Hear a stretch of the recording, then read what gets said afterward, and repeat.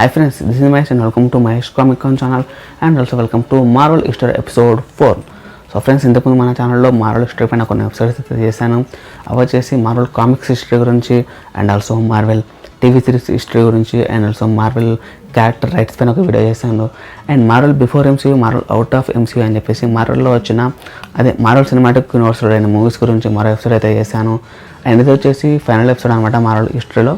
ఇందులో నేను Marvel cinematic యూనివర్స్లో ఏ movies వచ్చాయి అండ్ తర్వాత రాబోయే మూవీస్ ఏంటని చెప్పేసి మీతో నేను షేర్ చేసుకోబోతున్నాను అనమాట. అండ్ వీడియోలోకి వెళ్ళే ముందు అయితే కొన్ని విషయాలు అయితే మీతో షేర్ చేసుకుంటాను.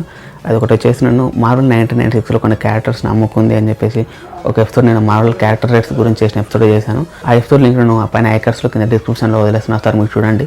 ఆ ఎపిసోడ్లో నేను ఏ క్యారెక్టర్స్ని మార్వెల్ వేరే కంపెనీస్కి అమ్మిందని చెప్పేసి చేశాను.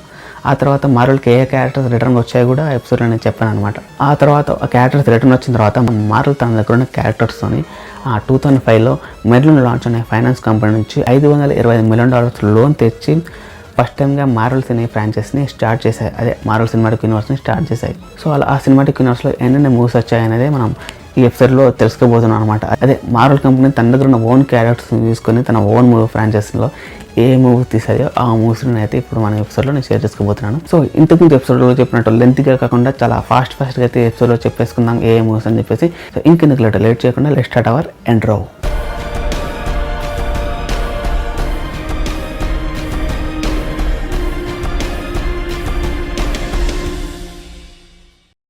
Welcome back guys. So friends, మనం చూసుకున్నట్టయితే ఈ మార్వెల్ సినిమాటిక్ యూనివర్స్ 2008లో స్టార్ట్ అయ్యింది. కాకపోతే దీన్ని మార్వెల్లో కొన్ని ఫేజెస్గా డివైడ్ చేస్తారు. First phase, second phase, third phase, అలా ఫోర్త్ ఫేజ్, ఫిఫ్త్ ఫేజ్ అని చెప్పేసి ఇప్పటివరకు ఈ మార్వెల్ సినిమాటిక్ యూనివర్స్లో 3 ఫేజెస్ అయితే కంప్లీట్ అయ్యాయి. ఆ ఫేజెస్ ఏవి, ఆ ఫేజెస్లో ఏ మూవీస్ వచ్చాయనేది మీతో ఇప్పుడు లైన్గా షేర్ చేసుకుంటాను అనమాట. మొదటిగా చూసుకున్నట్టయితే ఫస్ట్ ఫేజ్. ఈ మార్వెల్ ఫస్ట్ ఫేజ్లో మనకి 2008లో వచ్చిన ఐరన్ మ్యాన్ మూవీ ఫస్ట్ వచ్చిన మూవీ. అదే 2003లో ఐరన్ మ్యాన్ క్యారెక్టర్ రైట్స్ తిరిగి మార్వెల్కి వచ్చిన తర్వాత ఆ ఐరన్ మ్యాన్ క్యారెక్టర్ని యూజ్ చేసుకుని మార్వెల్లో ఫస్ట్ వచ్చిన మూవీ ఈ ఐరన్ మ్యాన్ మూవీ అనమాట. దీనికి మన డైరెక్టర్ వచ్చేసి జాన్ ఫేవరో అండ్ ఆల్సో RDJని అదే రాబర్ట్ డౌనీ జూనియర్ని ఐరన్ మ్యాన్గా మనకు పరిచయం చేసింది ఈ మూవీ అనమాట. సో అలా 2008లో వచ్చిన ఈ ఐరన్ మ్యాన్ మూవీ క్రిటిక్స్ పరంగా, రివ్యూస్ పరంగా చాలా మంచి రివ్యూస్ పొంది అండ్ ఆల్సో ఈ మూవీ ఫైనాన్షియల్ కూడా హిట్ అయ్యి మార్వెల్కి మంచి బూస్టప్ని అయితే ఇచ్చింది. సో అలా ఈ మూవీ వచ్చిన బూస్టప్తో మార్వెల్ ఇంకా ఆగకుండా తన సినిమాటిక్ యూనివర్స్ని ఎక్స్పాండ్ చేస్తూ వెళ్ళిపోయింది. సో 2008లో ఈ మూవీ వచ్చింది కదా. సో ఈ ఐరన్ మ్యాన్ మూవీ తర్వాత MCU నుంచి వచ్చిన మరో మూవీ వచ్చేసి ది ఇన్క్రెడిబుల్ హల్క్. ఇది కూడా 2008లోనే రిలీజ్ అయింది. అండ్ ఈ మూవీ కూడా కొంచెం మంచి రివ్యూస్ వచ్చాయి. కాకపోతే బాక్స్ ఆఫీస్ దగ్గర కొంచెం పూర్ పర్ఫార్మెన్స్ అయితే చేసింది ఈ మూవీ. అండ్ ఈ మూవీ తర్వాత వచ్చిన థర్డ్ మూవీ వచ్చేసి ఐరన్ మ్యాన్ 2 మూవీ. ఈ ఐరన్ మ్యాన్ 2 మూవీ మనకు 2010లో వచ్చింది. అండ్ ఈ మూవీ కూడా మంచి రివ్యూస్ వచ్చాయి. అండ్ ఈ మూవీ ఆస్కార్ నామినేషన్లో వెళ్ళింది బెస్ట్ VFX కేటగిరీలో. అండ్ ఈ మూవీకి రివ్యూస్ పరంగా చాలా మంచి రివ్యూస్ వచ్చాయి. అండ్ ఆల్సో బాక్స్ ఆఫీస్ దగ్గర చాలా మంచి కలెక్షన్స్ని రాబట్టింది ఈ మూవీ. అండ్ ఈ మూవీ తర్వాత వచ్చిన మరో మూవీ వచ్చేసి థోర్ మూవీ. ఈ థోర్ మూవీ 2011లో రిలీజ్ అయింది. ఈ మూవీ కూడా రివ్యూస్ పరంగా చాలా మంచి రివ్యూస్ వచ్చాయి అండ్ కమర్షియల్ కూడా హిట్ అయింది. అండ్ దీని తర్వాత 2011లోనే వచ్చిన మరో మూవీ వచ్చేసి captain America first Avenger movie. And ఈ మూవీ కూడా పాజిటివ్ రివ్యూస్ వచ్చాయి, కమర్షియల్గా సక్సెస్ అయ్యింది, మార్వెల్కి మంచి పేరు తెచ్చిపెట్టింది. అండ్ ఇప్పటివరకు వచ్చిన ఈ 5 మూవీస్ని కలిపి క్రాస్ ఓవర్ మూవీగా మార్వెల్ వాళ్ళు 2012లో ది అవెంజర్స్ అనే మూవీని రిలీజ్ చేశారు. ఆ మూవీ కూడా పెద్ద సక్సెస్ అయింది. బాక్స్ ఆఫీస్ దగ్గర $1.5 బిలియన్ కలెక్ట్ చేసి మార్వెల్ నుంచి వచ్చిన ఫస్ట్ $1 బిలియన్ మార్క్ కలెక్ట్ చేసిన మూవీ అనమాట ఈ మూవీ వచ్చేసి. అండ్ ఆల్సో నేను మార్వెల్ ఫేజ్ 5గా డివైడ్ చేశానని చెప్పాను కదా. సో ఇది వచ్చేసి ఫేజ్ 1 మూవీస్ అనమాట. ఇప్పటివరకు వచ్చిన 6 మూవీస్ ఫేజ్ 1 మూవీస్. అండ్ ఇప్పటి నుంచి ఫేజ్ 2 మూవీస్ స్టార్ట్ అవుతాయి. అది వచ్చేసి 2013లో వచ్చిన ఐరన్ మ్యాన్ 3 మూవీ. ఈ మూవీ కూడా ఆల్మోస్ట్ పాజిటివ్ వ్యూస్ వచ్చాయి. ఈ మూవీ బాక్స్ ఆఫీస్ దగ్గర $1.215 బిలియన్ కలెక్ట్ చేసింది. మార్వెల్కి మంచి డబ్బులు అయితే తెచ్చిపెట్టింది ఈ మూవీ. అండ్ ఈ ఐరన్ మ్యాన్ మూవీ తర్వాత 2013లోనే వచ్చిన మార్వెల్ మూవీ వచ్చేసి థోర్ ది డార్క్ వరల్డ్. ఇంతకుముందు మనం చూసుకున్న Thor movie and also Avengers movie తర్వాత జరిగిన థోర్ లైఫ్లో జరిగిన ఈవెంట్స్ మనం ఈ మూవీలో చూస్తాం. ఈ మూవీ కూడా బెస్ట్ రివ్యూస్ వచ్చాయి, కమర్షియల్గా సక్సెస్ అయింది. అండ్ ఈ మూవీ తర్వాత వచ్చిన మార్వెల్ 9th మూవీ వచ్చేసి captain America the winter soldier. Captain America first Avenger and also Avengers మూవీలో జరిగిన ఈవెంట్స్ తర్వాత క్యాప్టెన్ అమెరికా లైఫ్లో అండ్ ఆల్సో షీల్డ్లో జరిగిన మార్పులు చేర్పడం అయితే మనం క్యాప్టెన్ అమెరికా ది వింటర్ సోల్జర్లో చూడడం జరుగుతుంది. అండ్ ఈ మూవీ కూడా చాలా మంచి రివ్యూస్ వచ్చాయి, కమర్షియల్గా సక్సెస్ అయింది. ఈ మూవీతోనే రుస్తో బ్రదర్స్ అయితే మన డైరెక్టర్స్గా MCUలోకి ఎంట్రీ ఇచ్చారు. అండ్ ఈ మూవీ తర్వాత MCU నుంచి వచ్చిన 10th మూవీ వచ్చేసి guardians of the Galaxy. So ఇంతకుముందు వచ్చిన మార్వెల్ హీరోస్లా కాకుండా గ్యాలక్సీలోని కొత్త హీరోస్ మనకు పరిచయం చేసిన మూవీ ఈ మూవీ. అండ్ ఈ మూవీ డైరెక్టర్ వచ్చేసి జేమ్స్ గన్. అండ్ ఈ మూవీ కూడా స్టోరీ పరంగా VFX పరంగా చాలా మంచి రివ్యూస్ వచ్చాయి, కమర్షియల్గా మంచి సక్సెస్ అయింది. అండ్ ఆల్సో ఈ మూవీ తర్వాత వచ్చిన మరో మూవీ వచ్చేసి అవెంజర్స్ ఏజ్ ఆఫ్ అల్ట్రాన్. ఈ మూవీ 2015లో రిలీజ్ అయింది. ఇది వచ్చేసి second Avengers cross over movie అని చెప్పుకోవచ్చు. అండ్ ఈ మూవీ డైరెక్టర్ కూడా జాస్ వెడనే. సో ఇంతకుముందు మూవీ లాగానే ఈ మూవీ కూడా బాక్స్ ఆఫీస్ దగ్గర $1 బిలియన్ మార్క్ని క్రాస్ చేసి $1.403 బిలియన్ కలెక్ట్ చేసింది. అండ్ ఆల్సో అన్ని మూవీస్కి వచ్చినట్టే ఈ మూవీస్ కూడా మంచి రివ్యూస్ వచ్చాయి, కమర్షియల్లీ సక్సెస్ అయింది. అండ్ దీని తర్వాత వచ్చిన మరో మూవీ వచ్చేసి యాంట్మ్యాన్. ఈ మూవీ మనకు 2015లో రిలీజ్ అయింది. ఒక కొత్త సూపర్ హీరోని ఇందులో మనకు పరిచయం చేస్తారు, యాంట్మ్యాన్ అని చెప్పేసి. అండ్ ఈ మూవీ కూడా రివ్యూస్ పరంగా మంచి రివ్యూస్ అందుకుంది అండ్ కమర్షియల్లీ సక్సెస్ అయింది. ఇది వచ్చేసి లాస్ట్ మూవీ అనమాట ఫేజ్ 2లో. అదే మార్వెల్ ఫేజ్ 2లో వచ్చిన 6 మూవీస్ ఉన్నాయి కదా, ఆ మూవీస్లో లాస్ట్ మూవీ ఇది అనమాట. అండ్ ఆ తర్వాత మార్వెల్లో ఫేజ్ 3 స్టార్ట్ అయింది 2016 నుంచి.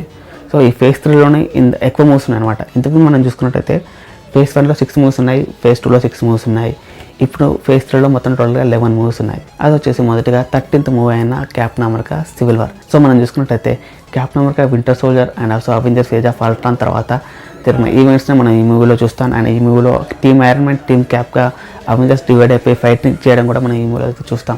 అండ్ ఈ మూవీ కూడా చాలా మంచి రివ్యూస్ వచ్చాయి, కమర్షియల్ ఈ మూవీ బాగా సక్సెస్ అయింది. అండ్ బాక్స్ ఆఫీస్ దగ్గర $1.153 బిలియన్ కలెక్ట్ చేసింది. ఆ తర్వాత అదే ఇయర్లో అదే 2016లో వచ్చిన మరో మూవీ వచ్చేసి డాక్టర్ స్ట్రేంజ్ మూవీ. ఇది వచ్చేసి 14th మూవీ అని చెప్పుకోవచ్చు మార్వెల్ సినిమాటిక్ యూనివర్స్లో. ఈ మూవీ కూడా VFX పరంగా, స్టోరీ పరంగా, స్క్రీన్ ప్లే, డైరెక్షన్ పరంగా చాలా మంచి రివ్యూస్ అందుకుంది. అండ్ ఈ మూవీ ఆస్కార్ నామినేషన్ కూడా వెళ్ళింది బెస్ట్ VFX కేటగిరీలో. అండ్ కమర్షియల్ కూడా ఈ మూవీ బాగా సక్సెస్ అయింది. అండ్ దీని తర్వాత వచ్చిన మరో మూవీ వచ్చేసి guardians of the Galaxy volume 2. ఇది వచ్చేసి 15th మూవీ MCU నుంచి మనకు వచ్చింది. అండ్ 2014లో వచ్చిన గార్డియన్ ఆఫ్ ది గెలాక్సీ మూవీకి సీక్వెల్ మూవీ అని చెప్పుకోవచ్చు. ఈ మూవీ కూడా VFX పరంగా, స్టోరీ పరంగా మంచి రివ్యూస్ వచ్చాయి, కమర్షియల్గా ఈ మూవీ హిట్ అయింది. అండ్ ఈ మూవీ కూడా బెస్ట్ VFX కేటగిరీలో ఆస్కార్కి అయితే నామినేట్ అయింది. అండ్ దీని తర్వాత వచ్చిన మరో మూవీ వచ్చేసి Spider man home coming movie.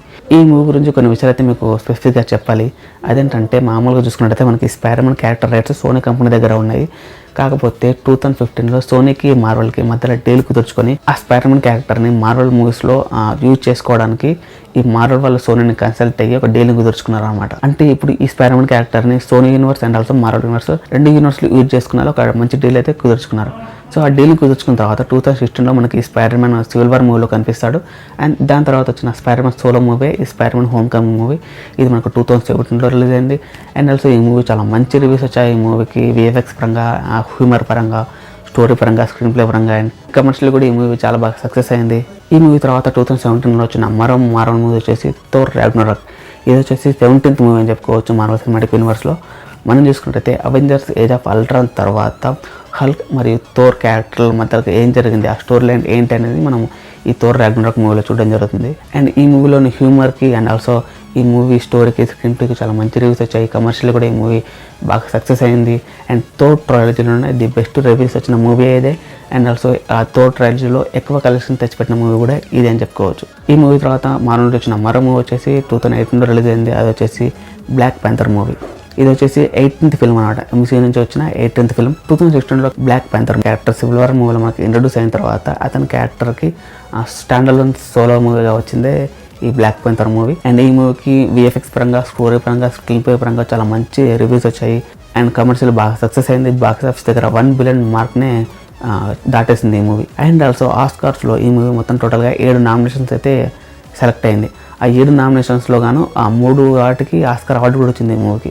Best costume design, best original score and also best production design అనే 3 విభాగాల్లోనూ ఈ మూవీకి ఆస్కార్ అవార్డు వచ్చింది. అండ్ ఇది వచ్చేసి ఫస్ట్ ఫిల్మ్ అనమాట, బెస్ట్ పిక్చర్గా ఆస్కార్కి నామినేట్ అయిన ఫస్ట్ సూపర్ హీరో ఫిల్మే ఇది. అండ్ ఈ మూవీ తర్వాత MCU నుంచి వచ్చిన 19th మూవీ వచ్చేసి అవెంజర్స్ ఇన్ఫినిటీ వార్. ఈ మూవీ గురించి మీకు స్పెషల్గా చెప్పాలని అవసరం లేదు. ఈ మూవీ కూడా చాలా చాలా మంచి రివ్యూస్ వచ్చాయి. అండ్ ఈ మూవీ బాక్స్ ఆఫీస్ దగ్గర $2 బిలియన్ మార్క్ని అయితే దాటేసింది. $2 బిలియన్ కలెక్ట్ చేసిన సూపర్ హీరో మూవీస్లో ఇది వచ్చేసి ఫస్ట్ ఫిల్మ్ అని చెప్పుకోవచ్చు. అండ్ ఆల్సో 2018లో వచ్చిన హైయెస్ట్ క్రాసింగ్ ఫిల్మ్ కూడా ఇదే. అండ్ ముందు చెప్పినట్టే ఈ మూవీకి చాలా మంచి రివ్యూస్ వచ్చాయి, బాక్స్ ఆఫీస్ దగ్గర మంచి సక్సెస్ అయింది. అండ్ ఇందులో వచ్చిన స్టోరీ మార్వెల్ ఫ్యాన్స్కి అండ్ ఆల్సో టోటల్ ఇంటర్నేషనల్ ఫ్యాన్స్కి 1 year పాటు వెయిట్ చేయించేలా ఉంది ఆ స్టోరీ గురించి ప్రత్యేకంగా మీకు చెప్పాల్సిన అవసరం లేదనుకుంటా మార్వెల్ ఫ్యాన్స్కి. సో అంత బాగా ఉంటుంది. అండ్ దీని తర్వాత వచ్చిన మరో మూవీ వచ్చేసి 20th movie Ant Man and the Wasp. 2016లో యాంట్మ్యాన్ సివిల్ వార్ ఈవెంట్లో పాల్గొన్న తర్వాత అతని లైఫ్లో జరిగిన సంఘటనలు అయితే మనం ఈ యాంట్మ్యాన్ అండ్ ద వాస్ప్లో చూస్తాము. అండ్ ఇందులో మనకి యాంట్మ్యాన్తో పాటు వాస్ప్ అనే క్యారెక్టర్ కూడా ఇంట్రొడ్యూస్ అవుతుంది. వాళ్ళిద్దరు కలిసి చేసిన అడ్వెంచర్స్ మనం ఈ మూవీలో చూడడం జరుగుతుంది. అండ్ ఈ మూవీ కూడా కమర్షియల్లీ సక్సెస్ అయింది, రివ్యూస్ పరంగా కూడా మంచి సక్సెస్ అందుకుంది.